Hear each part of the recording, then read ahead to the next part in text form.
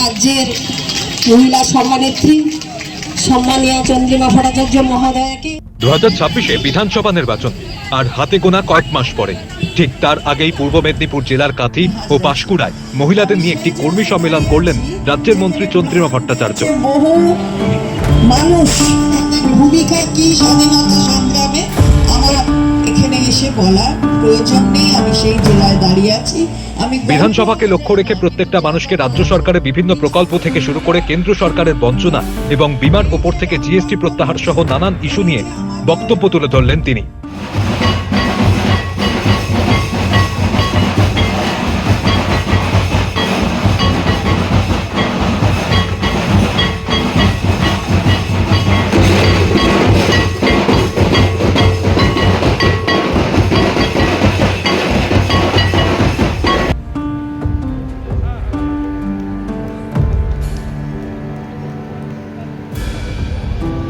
সাথে আগামী দিনে মহিলাদেরকে আরো এগিয়ে আসতে হবে এবং আগামী দিনে নির্বাচনের প্রাক্কালে এলাকায় পঞ্চায়েত সদস্য থেকে কাউন্সিলররা প্রত্যেকেই যেন নিজেদের যে দায়িত্ব রয়েছে সেগুলিকে পালন করেন তা আরো একবার স্মরণ করিয়ে দিলেন।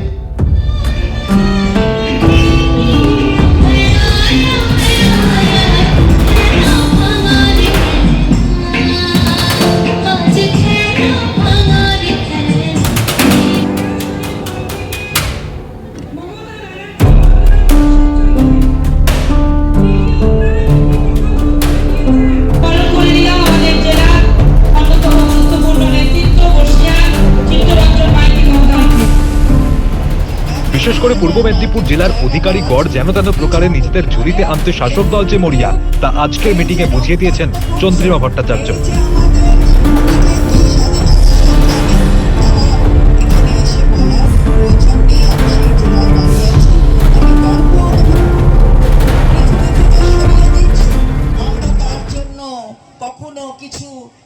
কাঁথি থেকে এটা হচ্ছে যে তা নয়, আমাদের বছরে এটা মেয়েরাই বলবে, প্রত্যেক বছরেই আমরা বিভিন্ন মানে প্রোগ্রাম দিয়ে থাকি, বছর জুড়ে এই প্রোগ্রামগুলো হয়, সেটা নির্বাচন হোক অথবা না।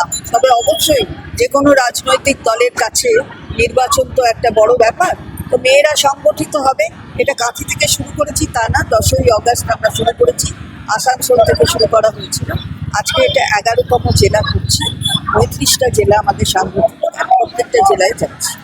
মেদিনীপুরের একটা ইতিহাস আছে, সেই ইতিহাসে মেয়েদের যে ভূমিকা, যেটা আমরা যাদের যে মেয়েদের নাম করি তার মধ্যে মাতঙ্গিনী হাজরার নাম করি প্রথম, তাহলে তিনি তো এই জেলার।